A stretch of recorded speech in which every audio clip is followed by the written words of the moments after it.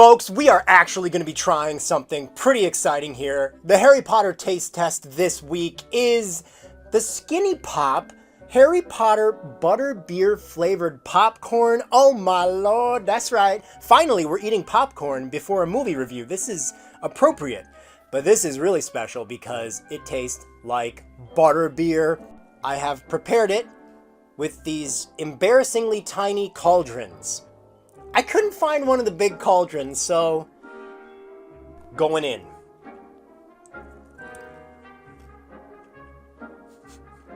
This feels so dainty. Okay. It is definitely edible, and it hasn't killed me yet. These are all good signs. It fell on my crotch. You decide whether or not that's a good or bad thing. Why did I prepare 3 of them? I guess for aesthetic. Okay. I'm not getting a lot of butterbeer flavor from this. This tastes like... This is just kettle corn. Yeah, it's good. I love kettle corn. It's just a slight little whisper of butterscotch. If you like kettle corn, it's good. If you expect it to be very butterscotchy, you might be a little disappointed. Some people were telling me that the third movie was going to have like a different tone. They're like, oh, the tone changes.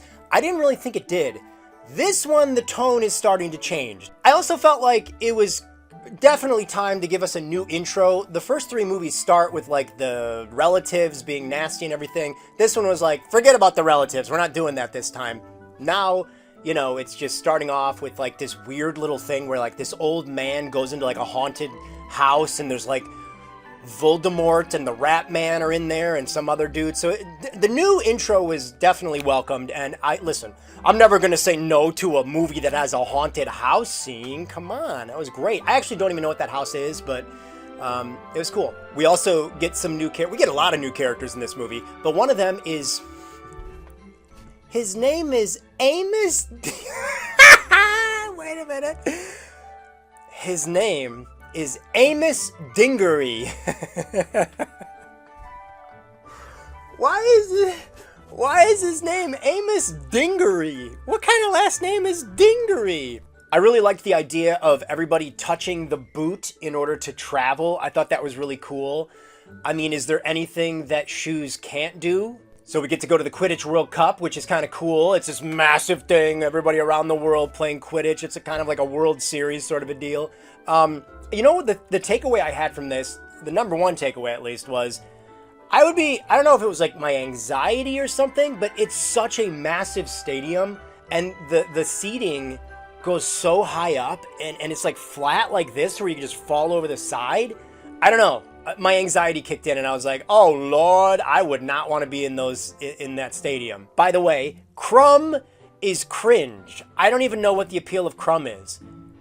He seems stupid, and he's not even, like, attractive. I don't swing that way, I'm not into that, but, you know, you can still tell if a guy is, like, a hunk. I don't know why this movie was acting like Crumb was such a hunk.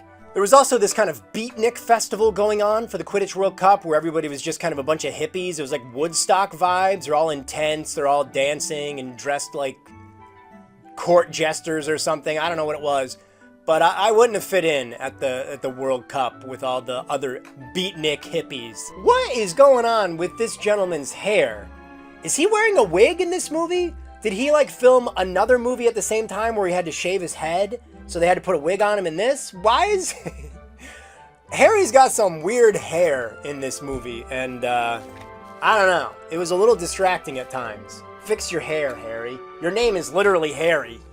Like I said, though, I was very happy with, like, the beginning of the movie, changing things up. And within, like, 10 minutes, we have this huge, giant, flaming inferno of everything burning down and this attack by... Were they Death Eaters or something? I can't remember. The names just escape me in this movie series. I've got to watch every movie, like, 5 times before I learn names. But Voldemort's followers burned down the entire festival. In my notes here, I wrote, how's he going to defeat Voldemort someday if he can't even run? We once again have a nice little scene where they're traveling to Hogwarts on the train. As far as I'm concerned, I hope those scenes are in every one of the movies. There's just something about that train travel, man. You look outside the window, they got this cozy little cabin. You got the most beautiful, calming views of nature outside the window. I don't know, I'm just in love with that. It is so great. I would watch an entire movie that was just them hanging out on the train. I also love the old woman who's like, anything from the trolley, dears?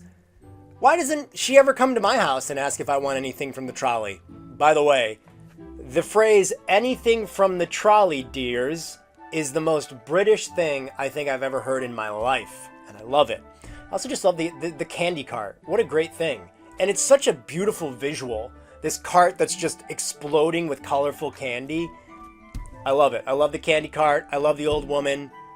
She's probably dead by now, but let's pretend she's still alive and kicking. Oh, I never even thought of this, but in this movie, Hagrid gets a love interest. Oh, my buddy boy. What was her name?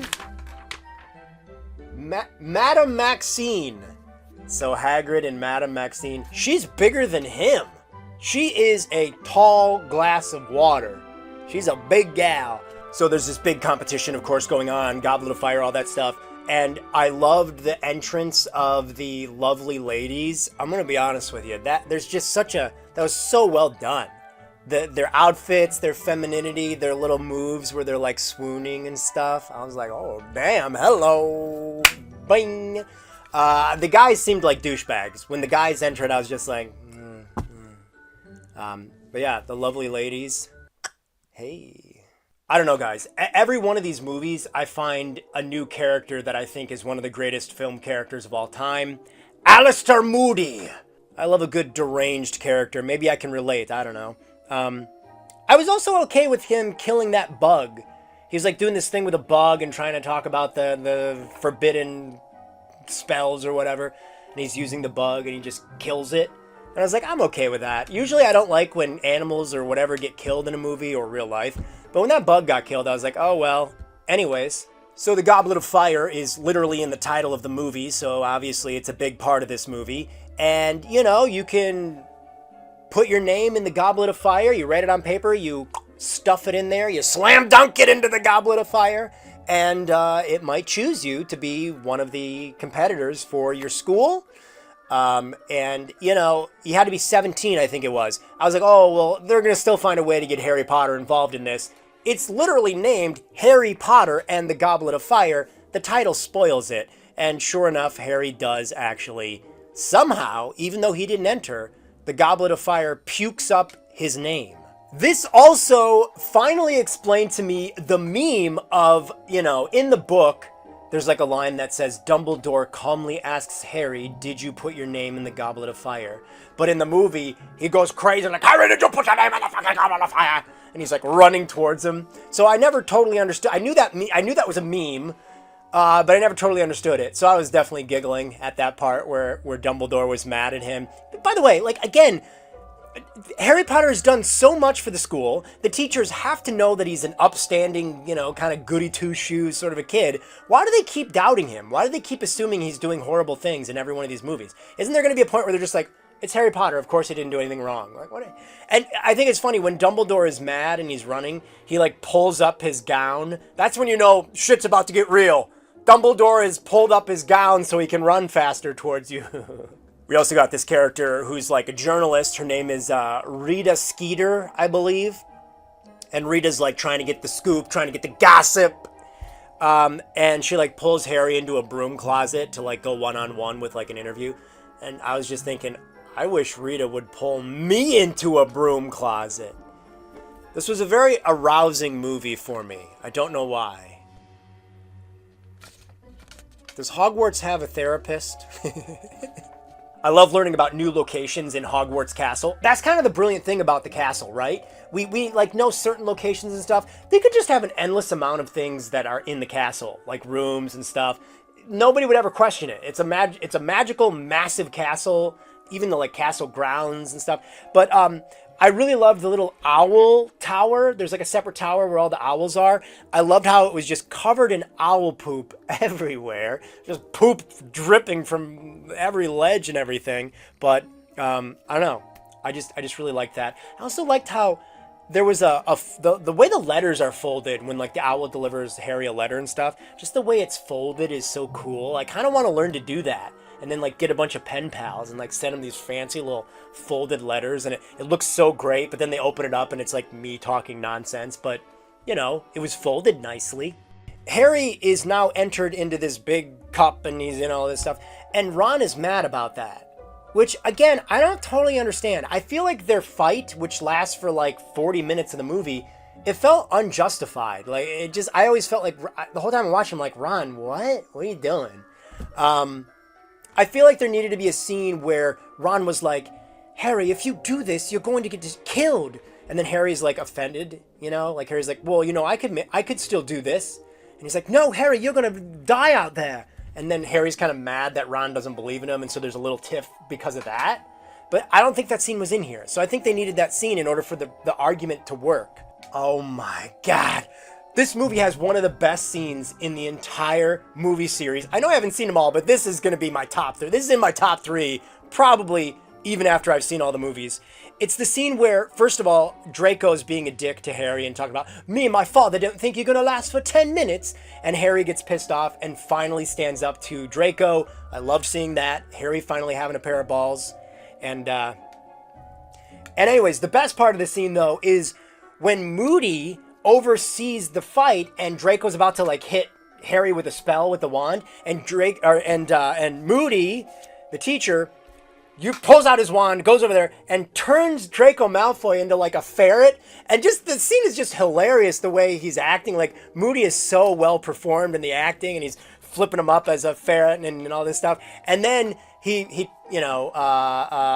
McGonagall comes by. I feel like I sound like a 5-year-old trying to tell a story to an adult or something right now.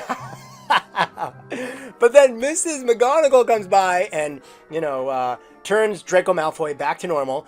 And then Draco's like, my father's going to be hearing about this. And then Moody's like, is that a threat, you little kid? And he's chasing after him and everything. And he's just going, I don't know. I love this character. I love Moody so much. I love that he's just, I don't know. That was top tier scene. He takes Draco Malfoy in ferret form and shoves him down his friend's pants, which is very disturbing, but also hilarious. Man, the action scenes in these movies are usually really, really good. So, like, the dragon breaks free and he's chasing Harry Potter around the castle. By the way, they do a lot of damage to the castle, which kind of bothered me, because I'm like, oh, those roofing tiles are probably, those shingles are probably like 1,000 years old and they're breaking them.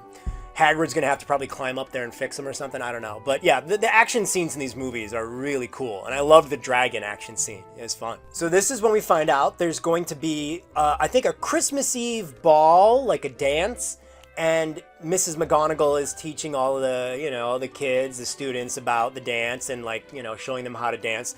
And she picks Ron to demonstrate with her. And Ron's all, like, embarrassed and doesn't want to do it. And I'm just like, Ron, I know she's older, but she's kind of got some gilf qualities going on. So I would totally dance with Mrs. McGonagall. It's not information that you asked for, but I'm going to give it to you anyways. This movie was definitely turning into a rom-com all of a sudden, which, I don't know, I thought it was kind of fun. It kind of made me realize that I actually, and I thought this before with the previous movies, I think Harry Potter could work as a streaming series if you do the right casting and everything, but like, these movies do feel like there's about 3 or 4 episodes of a TV show in every movie. Like, this is where they go to the Yule Ball on Christmas Eve. Like, that could have been a whole episode of a streaming show. So, I don't know. This could work as a streaming series, but Black Snape, that ain't gonna work. I'm really romantic in real life, so I like the idea of going to a romantic ball. I think he was the janitor or the groundskeeper, the guy with the cat. I loved how, he was just dancing with his cat. And we also had Moody just randomly getting drunk off in the corner somewhere. Hagrid was getting fresh. Hagrid actually cops a booty feel in this movie. And I was like, oh, I like that. Maybe it's a little weird that I like that, but I liked it. I liked it. Oh, I loved how out in the...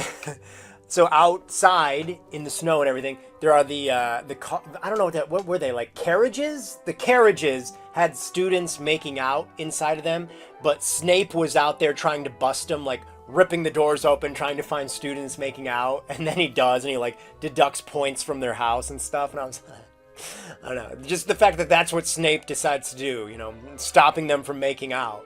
I don't know. Just such a perfectly written scene for Snape.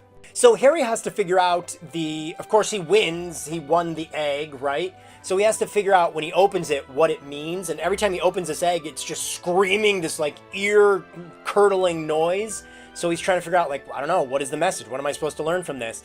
And Myrtle, the ghost girl, comes back, because he's in the bathroom, and she tells him that he should listen to it underwater. And so he takes a bath, and she's watching him in the bubble. By the way, the bathtub is insane. They have like a communal giant bathtub at Hogwarts, which is cool but also strange at the same time. So Harry's just like in a bubble bath naked, and Myrtle the ghost is like with him, and she keeps trying to like sneak a little look of his ding dong, which I thought was kind of strange. But yeah, so he learns that when he goes underwater and opens up the egg, it is mermaids singing to him. So he has to prepare for the next challenge, which involves going under the lake. Myrtle was definitely trying to look at some Harry Potter peen. Harry eats this plant, this like gooey plant that gives him the ability to be basically a merman for an hour approximately. He gets gills and he transforms. He's got webbed hands and feet and stuff. I did think it was weird that he keeps his glasses on, even though he's under there. I guess you can't have scenes with Harry Potter where he doesn't have his glasses on. I don't know. But he has his glasses on underwater, and I just thought, what a dork. So Crumb, the top half of him turns into a shark, which I thought was kind of cool. You know, I'm not a huge fan of Crumb. I think he's an idiot. But I thought that was cool. Like Shark Boy, Shark Man. That was really neat. Obviously, I'm obsessed with sharks. And then the girl, she just had like a bubble mask over her face, which I assume, you know, that was her way of approaching it. But that was interesting as well. The idea behind this challenge was to go underwater and rescue one of the other students that was like tied up by like seaweed or vines. And I couldn't help but think like, wait, this challenge involved sacrificing other students?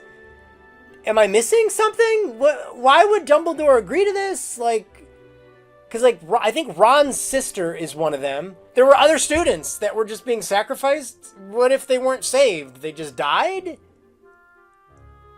What? So there was a scene, this is a very like simple, casual scene, but Harry goes to Dumbledore's office and there are little licorice snaps. And it's just like a piece of licorice, I would imagine, but it's like in the shape of like a little snappy bug.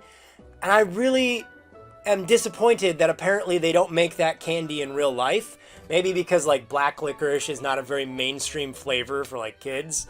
But I want some licorice snaps now. I want a box of those little sharp licorice snaps. We get a scene where Harry Potter essentially falls into Dumbledore's brain goo. Dumbledore is taking his wand and pulling his thoughts and memories out and then dumping them in his little brain goo pot. I don't know. It's a cool idea, but also a little, in a weird way, gross. So Harry Potter gets like sucked mentally into Dumbledore's goo and his memories, and he learns that Snape was a Death Eater, and then he learns some stuff with like a trial and all this stuff. It wasn't that interesting to me, to be honest with you, which is weird because I think it was supposed to be interesting, but for some reason I didn't really care. So then we were at the final challenge, which involved navigating their way through a big maze, like a big shrubbery maze. But of course it was alive and basically trying to kill every one of the students that was taking on the challenge. And they had to like find the cup and touch the cup and they win, right? It actually occurred to me that a lot of these challenges were they were fun for us to watch because there was a camera recording it. But to everybody that was like in the crowd watching these challenges, aside from the dragon one, the other two were not fun for them to watch. One of them, the students just dove under the water and then they couldn't even see what was going on. And in this one, they're in this giant maze far away. So everybody in the stands, in the crowd, they're just like doing nothing, waiting for them to come back. Oh, also, by the way, the girl dies? Did the girl die in this? She gets sucked up, like the shrub like takes her and like sucks her into the shrub. I think she died. But then later, I think we see her back alive. So like, How did that happen? I guess she didn't die because they didn't, like, mention her dying. It wasn't a big deal, so why didn't she die? They both grab the cup together because the maze also kind of teaches you to, like, go against the other person. It kind of turns you evil and blah, blah, blah. So, they touch the cup together and they get teleported to some weird location, which, by the way, is the location at the beginning of the movie. I'm sorry, guys. I don't think Voldemort is scary at all. Voldemort is, like, silly. How is he supposed to be, like, one of the scariest villains? I would never take Voldemort serious. We see him as, like, a little baby fetus. We see fetus Voldemort, and he's, like, being carried like a little baby, and the rat guy. Why didn't they kill rat guy, by the way? They didn't kill him in the last movie? They should have killed him when they had the chance, because now he's, like, helping Voldemort come back to life. He drops him in this big cauldron. I could have used that cauldron for my popcorn. But he drops baby fetus Voldemort in the cauldron, and he cooks him, and then he takes Harry Potter's blood and this, and he makes a little cocktail, and it makes Voldemort come back to life, and he's like a full-sized man now. But fetus Voldemort was just hilarious, especially seeing him fall into the soup. I mean, I'm supposed to be afraid of this? Come on. So this is where the movie had one of the realest scenes that I've seen in Harry Potter so far. This was like really, we go from me giggling at fetus Voldemort, and then I'm like excited about the action scene and everything, to the scene where Harry takes the dead body of the Twilight guy back with him, and the dad finds out his kid is dead, and everybody's like, wait, he's dead, and it's just like really serious. It might have been the most serious moment, I think, in a Harry Potter movie up to this point, and it was just kind of like, I don't know, it was almost sort of hard to watch, you know what I mean? I'm like, oh boy. Can we get the lady who has the trolley candy cart in here for some comic relief or something? Because shit's getting a little real. So this was a weird scene. We find out that Moody was actually Doctor Who secretly. He like transformed into Moody, and he had Moody locked away in a crate. And this whole time, Moody was actually Doctor Who in disguise, who was like working for Voldemort and everything. He's the one that put Harry Potter's name in the Goblet of Fire because he wanted to do this and that and that. And he planned it all out. And so I was so sad because I was like, oh, I really liked Moody. But I think Moody probably is still the way he was portrayed. I don't know. It was really weird. I don't know what to believe anymore. But it was a very strange scene. These movies obviously have plenty of plot twists, but that one was like strange to me because I was like, I liked Moody. But now I don't know what to think. The movie ends with the funeral of a teenager. And so that's a bit of a deviation from how the previous movies ended. They were a little more joyful. I will say, though, I do like how a lot of these movies end with Harry and Dumbledore having a little heart-to-heart talk. It's just kind of a nice way to kind of bring it all together towards the end. I have enjoyed those. So that is Harry Potter and the Goblet of Fire. This movie, just like all of them, had tons of crazy ideas. It really is. So the movies are very long. They're like 2.5 hours long, but I do feel like so much is jam-packed into that 2.5 hours. Loads of crazy ideas, plot twists, cute little things, serious little things, kind of scary, weird little things. I hate myself a little bit for saying it, but damn, these are good movies. It's weird because I saw people online saying that this was like the worst one of the bunch. I don't agree with that. And I don't want to say this because I'll seem like such a moron. I say this after like every video. I think this is my new favorite one. It had like this was kind of more of a guy one with all the like challenges and the sports and stuff. And it was a little more, a guy dies, multiple people die and stuff. It just felt a little more manly.